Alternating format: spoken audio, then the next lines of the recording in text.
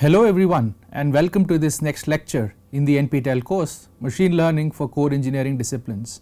In the last few lectures we have learnt about recurrent neural networks including gated recurrent units GRUs and LSTM, long short term memory, which is used for sequential data, whether it is time series data or textual data or data that involves videos or images in sequence, right. Now that we have done that, we will switch gears and learn about something known as graph neural networks or GNNs, which are important in some branches of science and engineering. We will do so very briefly because we do not have the time to set up the mathematical details, but we will learn why graphs are important, what graphs are and how they can feature inside neural networks. After that we will shift gears and switch to the world of generative AI, wherein if you want to generate new kinds of designs, new kind of processes or materials or molecules, how do you use algorithms such as variational autoencoders as well as generative adversarial networks to accomplish that. So that will be the focus of this and the next lecture. So let us go ahead and get started. So the first topic that we are going to learn is basically graph neural networks.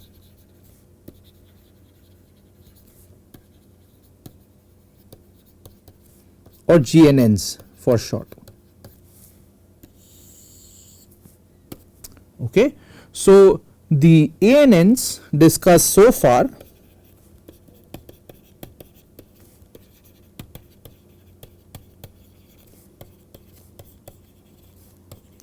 work on vectors of features, right. So you have multiple features, you arrange them in a vector and then you pass them through an ANN, and the vector could even be a time series of vectors, in which case you will have an RNN, but the data can be processed, right. So that is what we have done so far. However,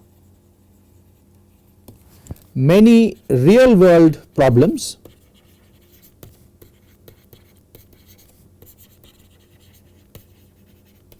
involve graphs,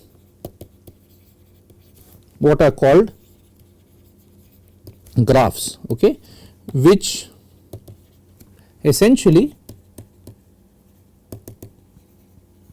are a mathematical construct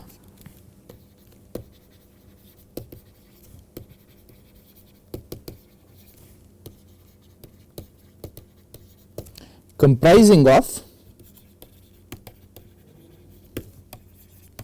what we call nodes, right, connected by edges.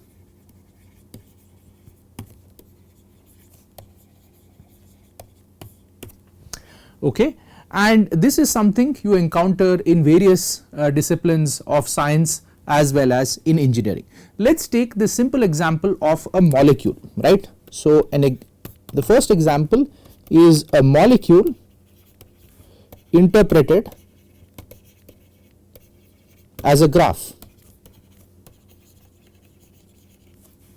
okay, and the whole discipline in maths in which you study this is called graph theory, okay. So you will consider a very simple molecule here, methane, okay, and some of you may know methane's chemical formula is CH4. So it consists of 4 hydrogen atoms connected to a central carbon atom. So if you wanted to draw this molecule, it would look something like this. There is a central carbon atom and then there are 4 hydrogen atoms connected to the carbon atom. Now the orientations in space of course are very unique, right. It's the carbon is at the center of a tetrahedron and the hydrogen atoms are at the vertices of a tetrahedron, but we have drawn a simple representation in 2D space here. But if you want to interpret this as a graph, then essentially the carbon atom and the 4 hydrogens, right. So H1 to H4, those are the nodes, and then the CH bonds, so the atoms are the nodes, and then the CH bonds, these are the edges connecting the nodes, okay. So if you want to do some color coding, right, the nodes I will color code in yellow here, right. So the nodes are the atoms and then if you select this blue color here, the bonds, they are the edges. Okay. So obviously there is some information that is part of these nodes and edges, right. You can featureize a methane molecule irrespective or ignoring the fact that it is a graph. So then you would just talk about the distances between the atoms or the relative positions between various pairs of atoms. But what if we tried incorporating the fact that this is a graph, that every node has some neighbors. So you can say that this H is a neighbor to the C, this other H so is also a neighbor, and all the 4 hydrogens are neighbors to carbon atoms. But if you look at 2 different H's, they are not neighbors but they are next nearest neighbors, right, because they are not directly connected by bonds, they are connected by bonds, right, spaced one apart from each other, right. So how do we incorporate this kind of information into a neural network? That is where graph neural networks come in. Okay. So this is just one particular example, but there are many other examples. So let us take 3 different scenarios and we will identify what are the nodes there and what is meant by the edges in that example. So let us take the example of a social network. Okay, so this is like LinkedIn, Twitter, Facebook or so on and so forth. The nodes here are the people, right, and the edges is basically the connection, right, between them, whether they are friends or not, whether they are following each other or not. So the edges can be represented as a follower or friend relation,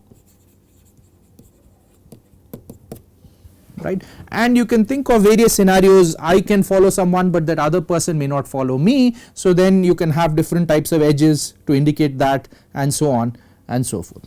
Okay, so that is a social network. So obviously people who talk about social networks, whether about humans or about animals, right, in ecology, this kind of a graph could be important. Then another example is computer networks, right, people who study how computers are connected, whether through wireless or wired connections, they also have to deal with graphs. So here the nodes are the machines and the edges are the connections between the machines, right, and again this can be wired or wireless and so on and so forth. Another example is that of knowledge graphs, right, and these are becoming very popular now because as the amount of knowledge that is being garnered by humans is increasing, we have to find ways in which to represent this knowledge in a useful manner. So knowledge graphs are a way to do that, and if you think of a website like Wikipedia where articles are linked from one to the other, it can be represented as a knowledge graph. One article may link to the next one, so that is connected and then so on and so forth, so you can form a knowledge graph. So here nodes are various entities, right, they could be a process, a concept, an object, right, and then edges are again any kind of relationships between these concepts or entities. And finally I want to, for completeness, list the example of materials or molecules that we just discussed, and here your nodes, as you know, are atoms and the edges can be bonds, or they could just be atoms within a certain distance, right. Either you can require that only a bond is an edge, or you can say that if you have any atom within a certain radius of another atom, I will assume that those two bonds, those two atoms have an edge between them. So it could either be bonds or between atoms within a certain distance.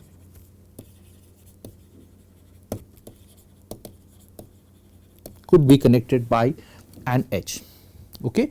So now, having understood what a graph is in the context of mathematics and the fact that we need to somehow pass information between these nodes, right, because the neighbors should affect the property of the nodes next to them. So how do we incorporate that? This is done through what is known as message passing. So based on the concept of message passing,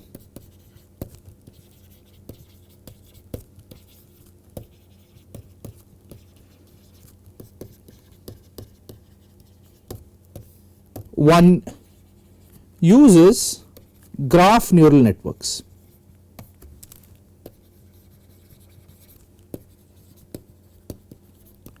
Or GNNs, like I said, wherein each node updates its representation, and by representation I mean basically the set of features, by aggregating information from its neighbors.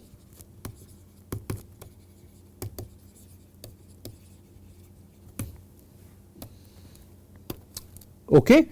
So this kind of aggregation of information, right, or passing of messages, there can be many message passing layers, right, just like we discussed concepts of fully connected layers, recurrent layers, right, convolutional layers. You can have various message passing layers, and the number of message passing layers will determine from how far, right, how many number of neighbors, right, away you are getting information from, right. So the more the number of message passing layers, you will get information from farther and farther nodes. Okay. But depending on how the information is aggregated, you can have two different types of GNNs. If you have convolutional operations involved in this, then these are called graph convolution networks.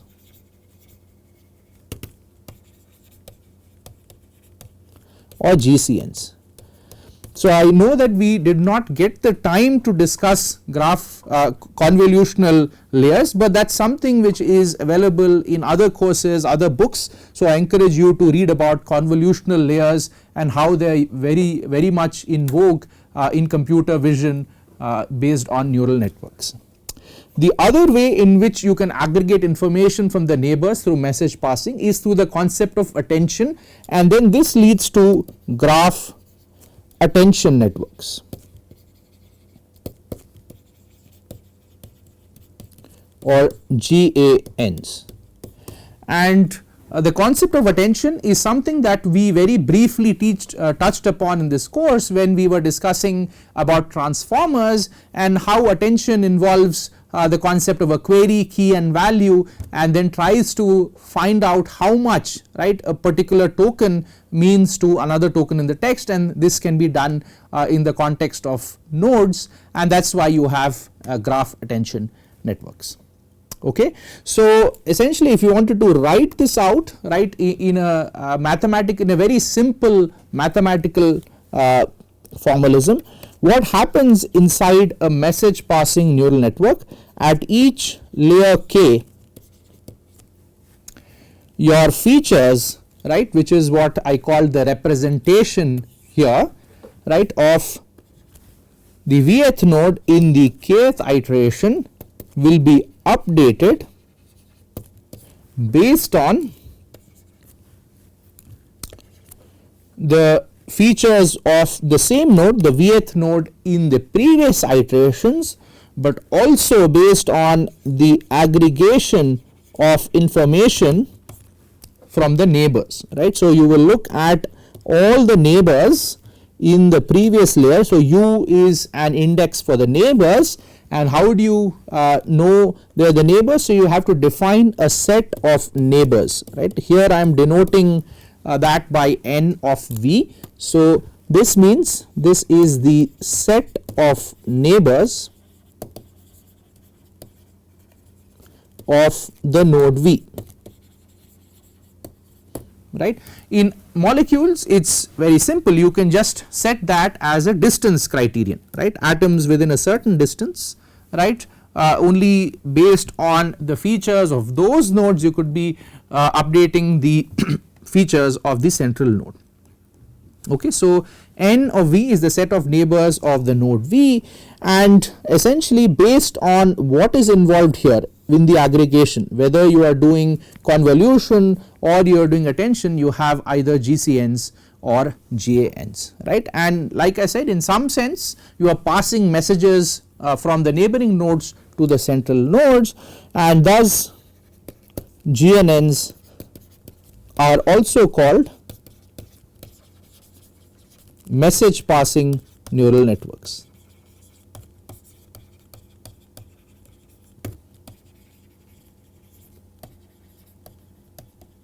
Or MPNNs for short.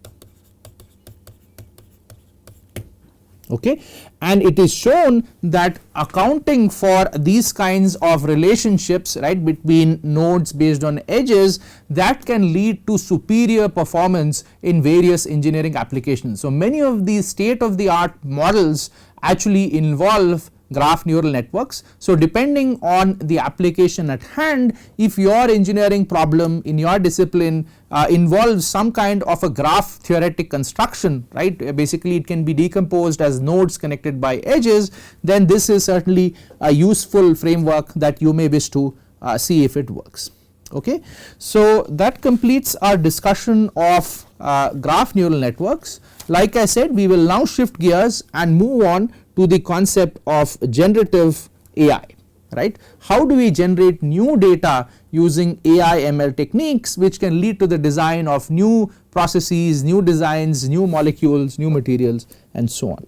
So the topic that we are going to cover, and this will be the last topic of this NPTEL course before we finish with a tutorial session.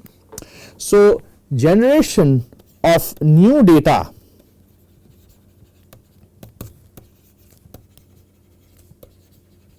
via AI and ML techniques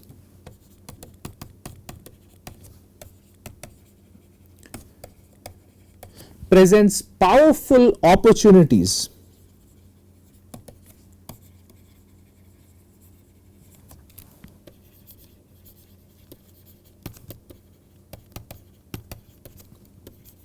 for designing new processes, designs, products, materials, as well as molecules.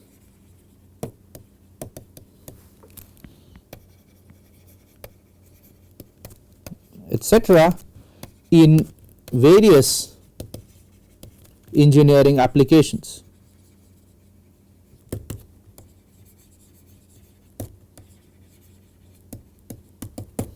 Okay, and we want to know how we can generate new data points, right. For that you may have to learn the distribution that underlies the data that you have at hand. Okay, and this generation is based on a collection of existing data. Why? Because obviously the computer has to learn, right, what your data looks like for it to be able to generate something that is similar to your data, but of course will be different, right. So that is where the creativity of the model comes into the picture. You can generate new ideas, new molecules, new candidate processes or operating conditions, and so on and so forth. So this generation is based on a collection of existing data, and the model may have to learn the distribution underlying the data, and we will have to then sample from that distribution. So that is the basic idea involved in generative AI, and the applications are immense. Of course the things we are seeing around us like ChatGPT, Gemini, Claude, Olama, and so on, they are all large language models, and they form the crux of generative AI in this day and age. Okay. So let us first look at the classification of various types of Gen AI models very briefly, and then we will delve into two of them, generative adversarial networks first, and then we will also look at variational autoencoders. Okay, so let us go ahead and get started. So there are various types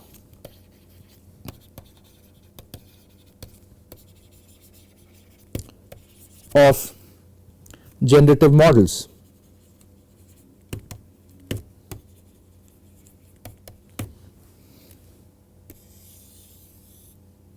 Okay, and we want to briefly understand the principles with which they work.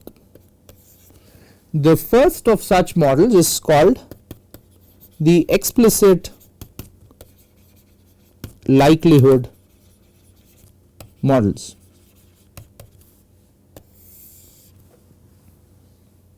Right. So these directly model the data distribution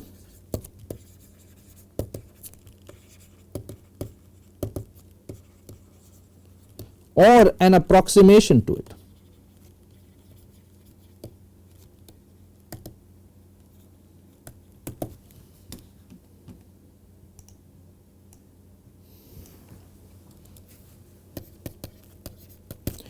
And then, like I said, sample from that distribution.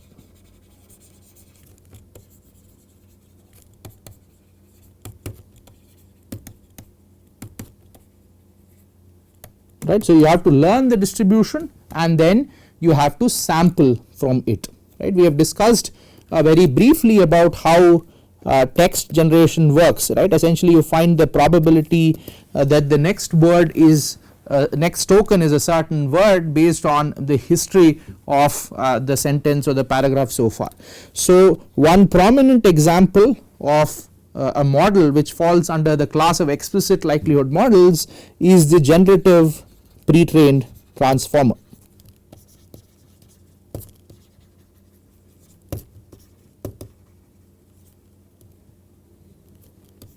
Or GPT. Okay. This is mainly used for text and is an autoregressive model.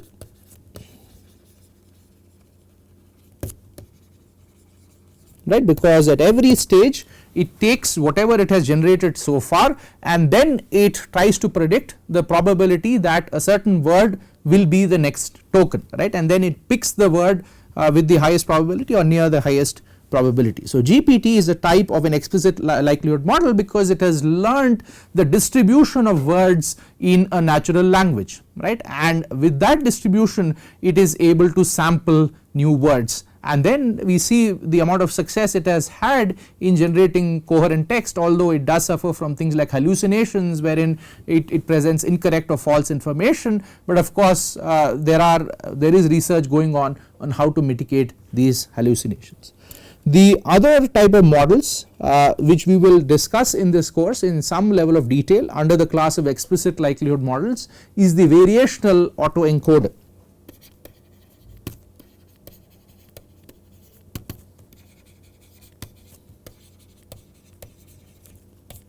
VAE for short, which is based on, as you already know, a set of latent variables, right, used to reconstruct the feature space. So if you can learn how to go from the feature space to the latent space and then from the latent space to the feature space while preserving this distribution, then you get a variational autoencoder and you can sample from the distribution and then generate new data points. So that is all about explicit likelihood models wherein we have learnt somewhat the underlying distribution. The other class is that of implicit models.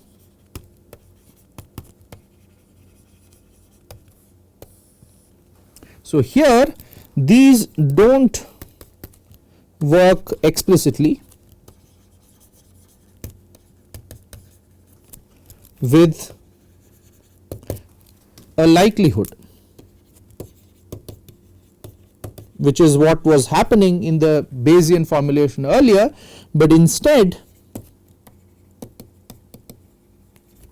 learn to generate samples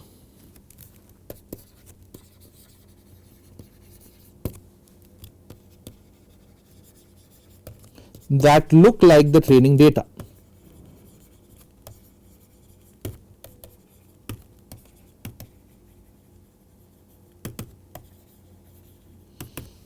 And here the example is basically the generative adversarial network.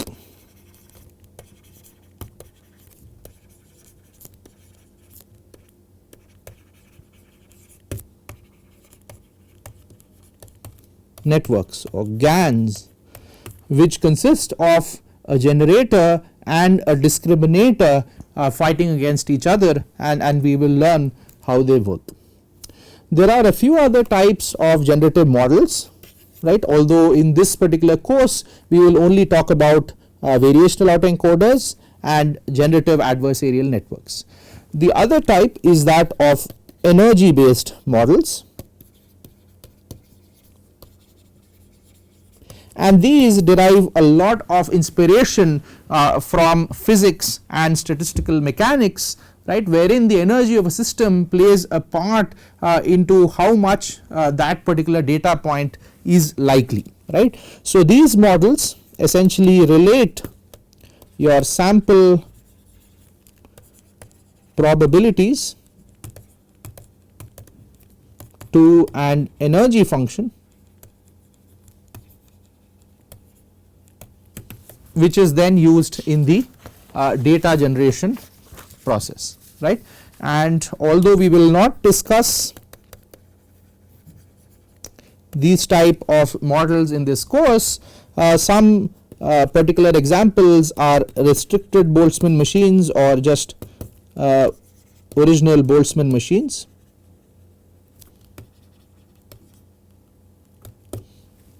And Hopfield networks. The main idea is that there is an energy function and then you use that to do generation of data points. The last one I will discuss is diffusion based models. Again, these have a physical inspiration, right. So if there is a lot of noise in your data, how do you denoise that data, how do you remove the noise to get a nice data point that is actually real or looks real. So that is how diffusion based models work, right. So these learn the data, right, distribution, or learn how to generate data by reversing a noising process, a process in which you deliberately add noise to the data. So this is essentially via something called denoising. Okay, so these are diffusion based models and these are relatively new and they are currently being researched as candidate models for data generation. Okay, so with that being said, we will now start with the concept of generative adversarial networks. Okay, so let us go ahead and get started.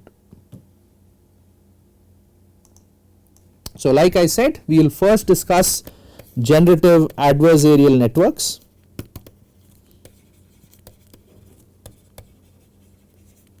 and then we will go ahead and discuss about variational autoencoders. Okay, so here there are essentially two competing neural networks,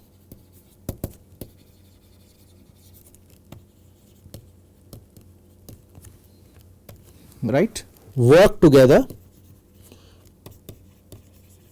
or basically compete against each other, and that is where the word adversarial is coming in, right. So these two networks are adversaries or enemies of each other, and they actually compete against each other, but we are able to harness this competition to generate new data points. So, two competing neural networks work together, one called the generator and the other the discriminator.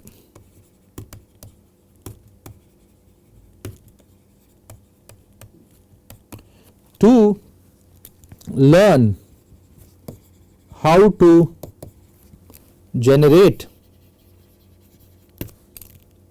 right, plausible data points that are similar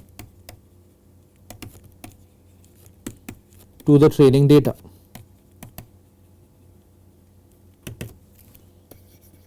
Okay, so this is the basic gist of it. Okay, so you have a generator which has to generate data, and then you have a discriminator which is able to find out whether your data generated is similar to the training data. So, is it real data or is it fake data? Okay, so let's write this down. So, what does the generator do? The generator, let's denote it as G of Z, maps a latent variable, we will denote that by Z, to the data space, right, to the feature space, right, and its goal, right, is to generate a new data point that can convince the discriminator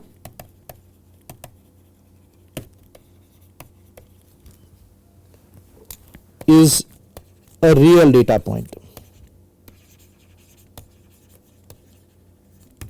Okay, so essentially you are mapping a latent variable to the data space, right. Let's call the data space X to generate a new data point that can convince the discriminator that it is a real data point. So, that is the role of the generator, and then we have the discriminator.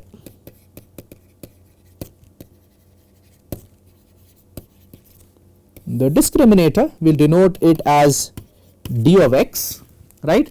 It distinguishes between real and fake data points, right, to essentially force the generator to improve on its goal of generating real data points.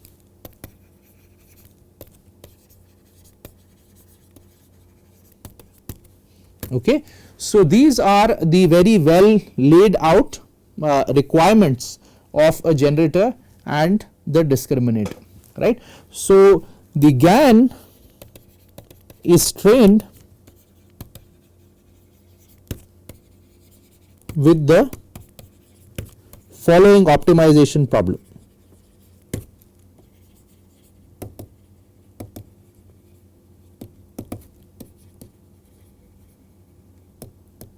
So, it involves a minimization problem of a maximization problem.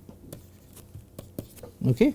The minimization gives rise to the parameters of the generator G, and the maximization problem gives rise to the parameters of the discriminator D.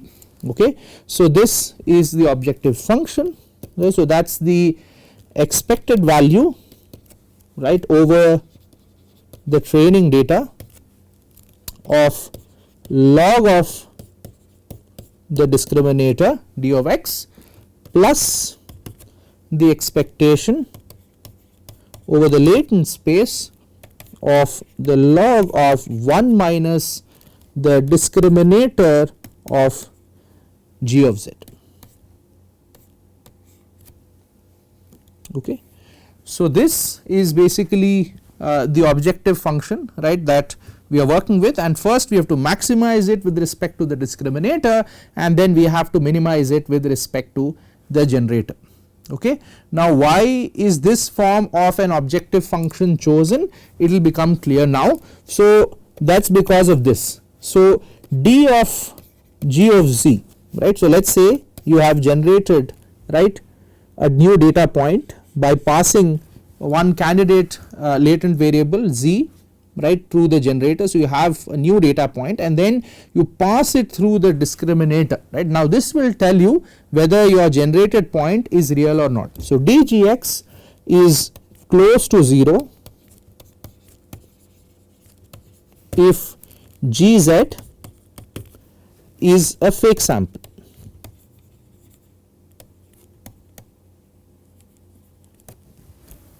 Right, and it is close to 1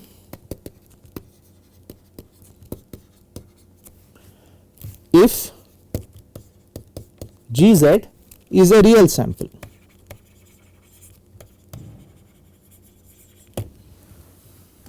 Okay. So, that is what is happening here. So, if you have a fake sample, then the discriminator will give you something near 0, and then you will have log 1 minus 0, that will essentially be log of 1, which is 0, and then here this part will go up, right. So, it is basically a balance between the generator and the discriminator. Okay. So, that is what is happening here, and first the discriminator minimizes its loss.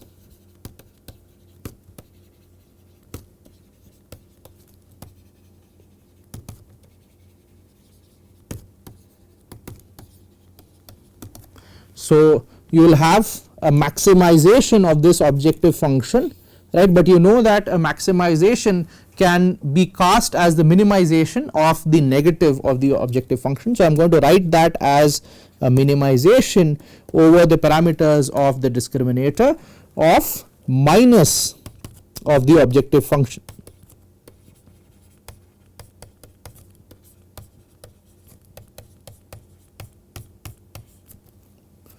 Minus E of z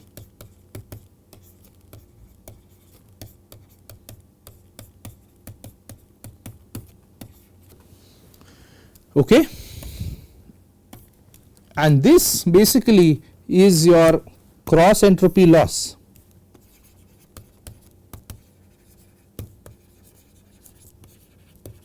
Minus sum of pi log pi that we had encountered earlier in the course when you are training a classification model.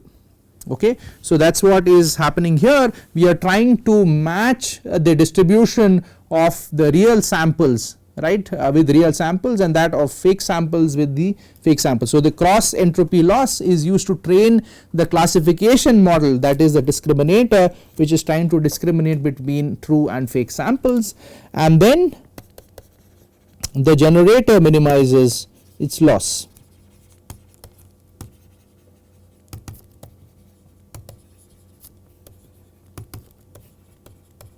And you can see here that the first term in the loss function does not involve the generator at all, right. So, this part is independent of the generator. So, when you are writing down the loss function for the generator, it will only involve the second term here, right. So, that is minimization of the original objective function, right, which is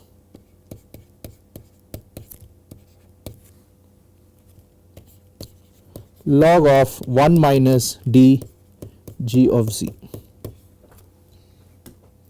Okay.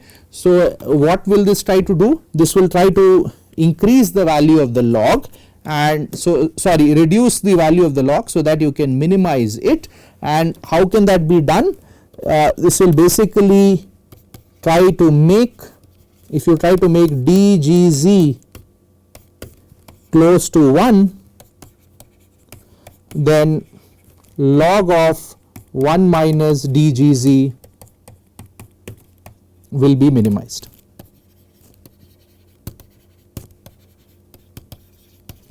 So if you are trying to make dgz close to 1, then essentially that means that the generator is trying to generate new samples that make it look to the generator that they are true samples. Okay. So this very briefly is how your GAN works, generative adversarial networks, and in practice I mean this objective function, to make it slightly more amenable numerically, is replaced with a slightly different objective function, which is basically this one, right. So it involves log of dgz, but instead of 1 minus we put the minus outside. So effectively it works the same way and is better numerically. Now how does the generative part of this work? So once the GAN is trained,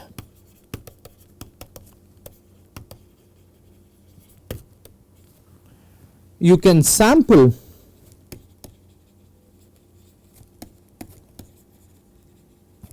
from a normal distribution, you can sample the latent space variable via a normal distribution,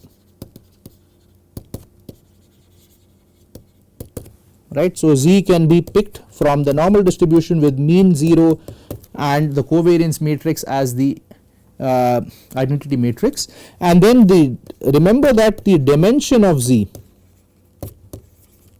is a hyperparameter.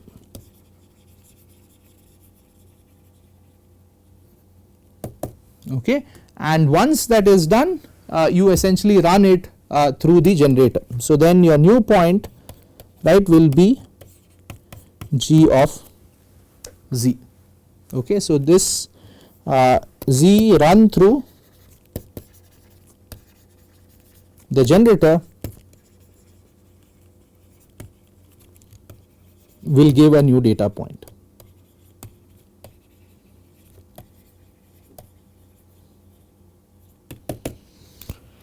Okay. So this brings me to the end of this particular lecture. In this lecture we not only covered the basics of graph neural networks, but also we discussed the types of generative models which included the generative adversarial networks that we discussed today. So what we will do in the next class is we will take a look at variational autoencoders, and that will bring an end to the lecture part of the course. Thank you very much for joining, and I look forward to seeing you the next time.